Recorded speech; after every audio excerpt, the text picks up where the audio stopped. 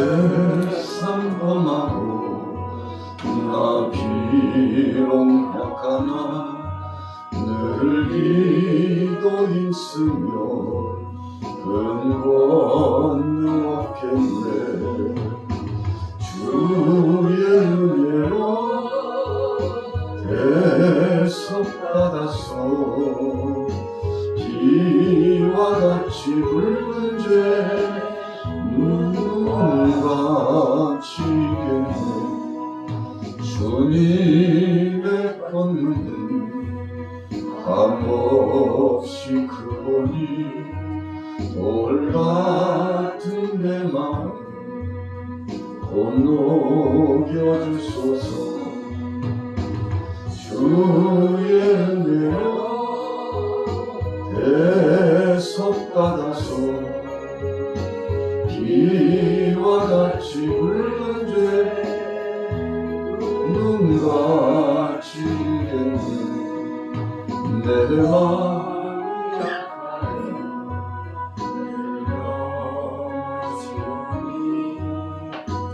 예수님 주사 굳세게 하소서.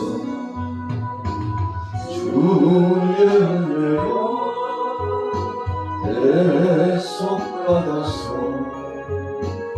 비와 같이 붉은 죄 눈같이 겠네.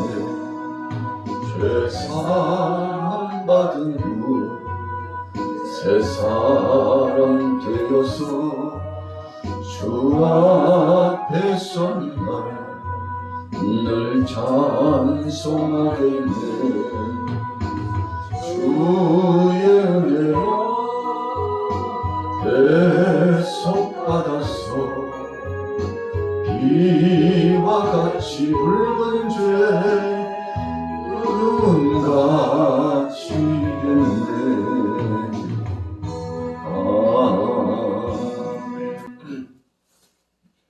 은혜 받으실 말씀 마가복음 7장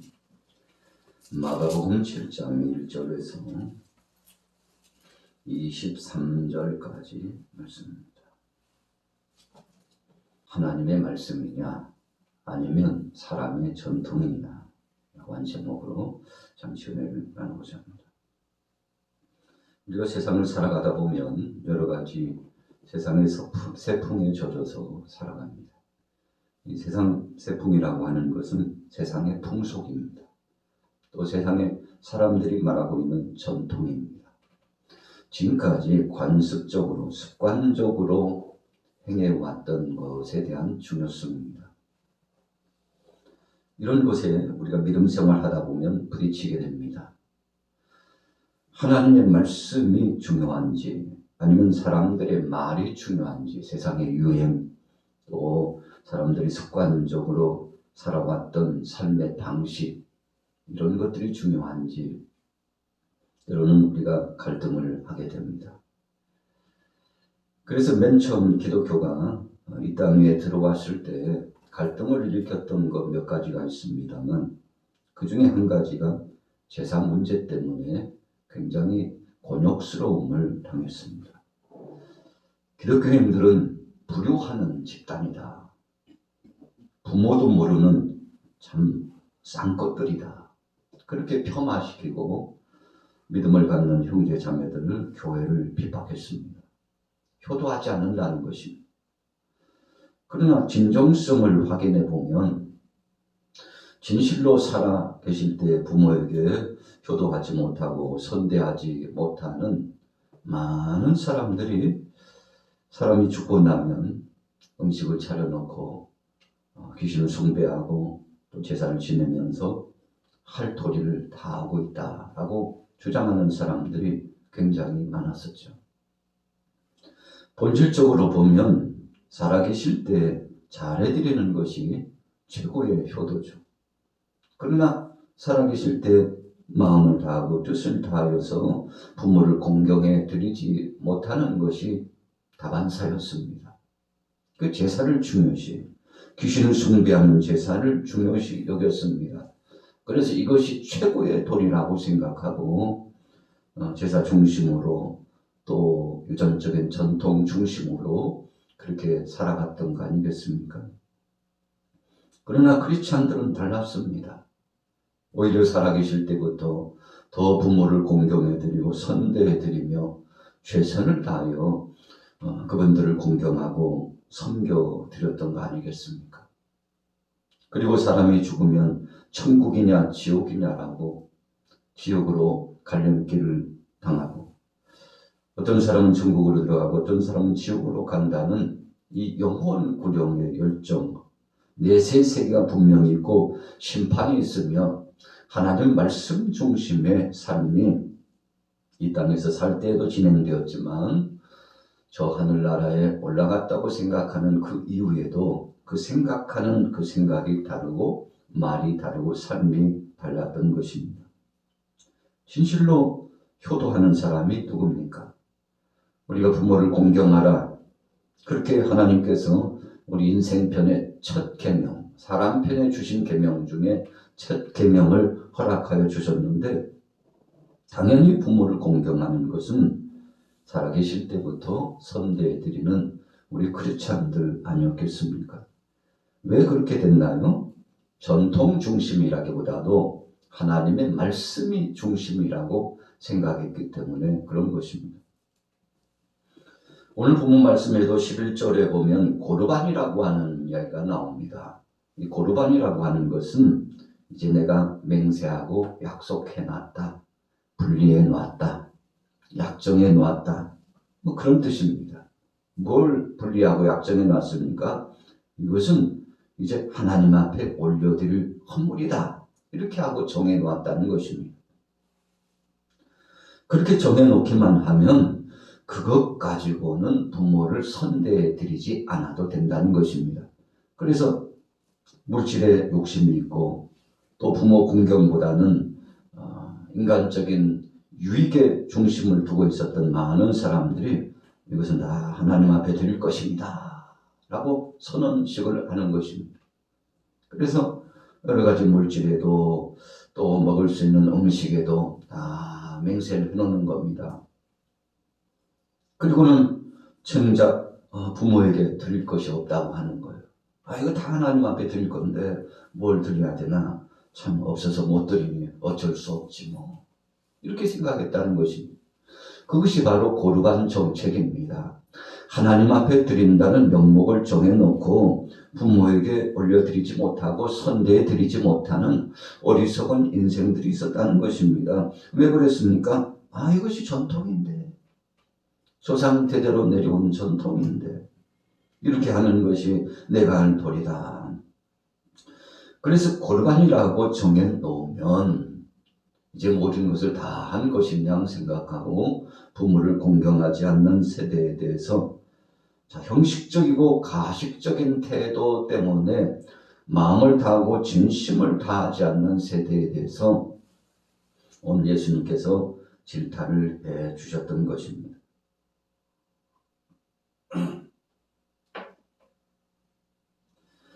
그런데 전자에 보면 바리새인과 서기관들도 똑같은 사람들이라고 오늘 예수님께서 지적해 주시는 것입니다.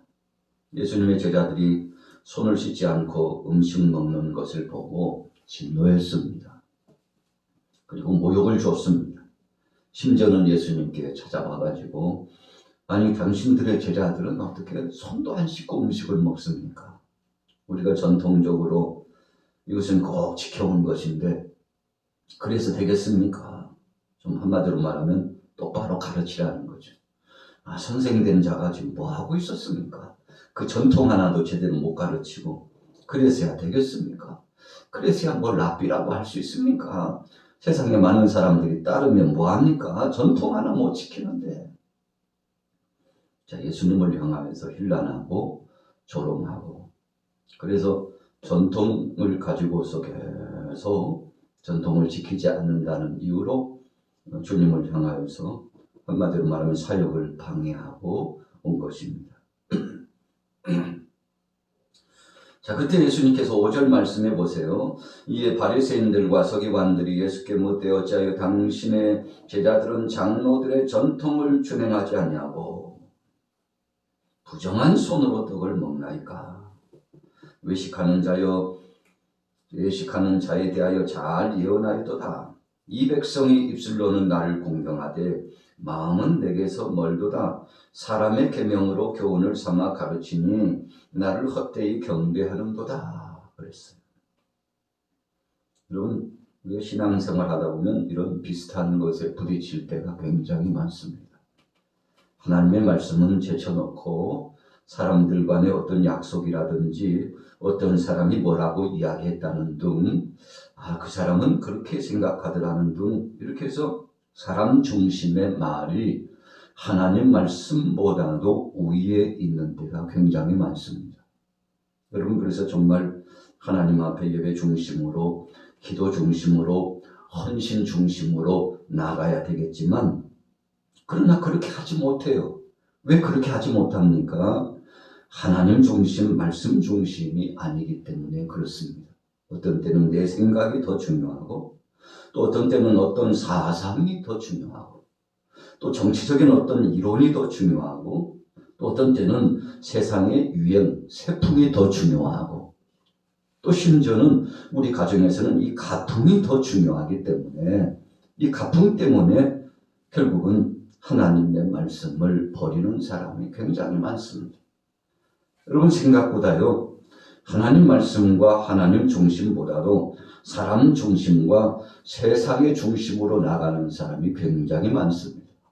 우리 믿음의 사람들 중에도 자칫 잘못하면 이와 같이 하나님 말씀을 버리는 어리석은 행태로 살아갈 때가 있을 수 있다는 것입니다.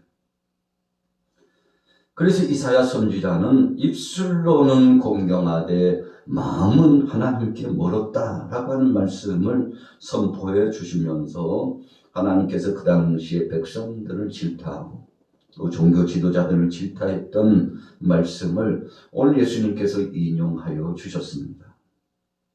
자, 저들은 말뿐이구나.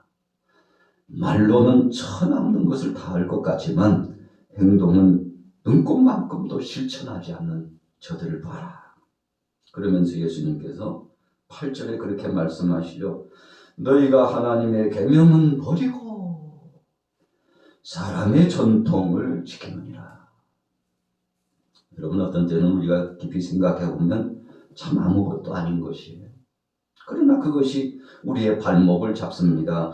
우리의 신앙의 삶을 타락의 길로 가게 만들 때가 많습니다. 그래서 오늘 예수님께서 바리새인과 서기관들을 책망하시면서 진실로 더럽게 하는 것이 무엇이냐? 입으로 들어가는 저 음식물이 사람을 더럽게 하더냐? 그러면 본질적으로 너희가 한번 생각해 봐라. 손을 씻지 않고 먹는 그 음식물 때문에 정말 사람이 더럽혀진 것 맞느냐? 부정하게 된 것이 맞느냐? 한번 그러면 오늘 따져보자. 주님께서 말씀을 구체화시키기 시작했습니다. 정말 그러는 것인지 한번 보자라는 것입니다. 그래서 15절 말씀에 무엇이든지 밖에서 사람에게로 들어가는 것은 능히 사람을 더럽게 하지 못하되 사람 안에서 나오는 것이 사람을 더럽게 하는 것이니라. 자, 예수님께서 의미 부여를 하셔서 직접 말씀해 주셨습니다.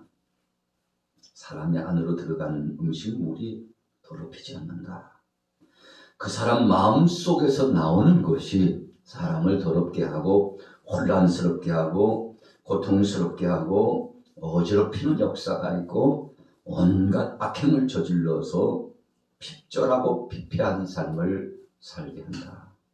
그런 결론을 예수님께서 내려주시죠. 그래서 말씀해 보세요. 20절로 넘어가 보면 그런 것이 과연 어떤 것인지를 예수님께서 구체화시켰습니다. 그러면 정말 더러운 것이 무엇인지 내가 얘기해 줄게 하시면서 자, 20절에 보세요. 또 이르시되 사람에게서 나오는 그것이 사람을 더럽게 하느니라. 속에서 뭐가 나옵니까? 사람의 마음 속에서 나오는 것이 있는데 통칭해서 악한 생각이다 그랬어요. 총체적인 총칭으로 악한 생각이다 그랬어요. 그러면 악한 생각이 어떤 것입니까? 음란, 도둑질, 살인, 간음, 탐욕, 악독, 속임, 음탕, 질투, 비방, 교만, 우매함. 예수님께서요, 바리새인들과 사두개인들을 향하여서 정말 더럽게 하는 것은 이런 것들이다.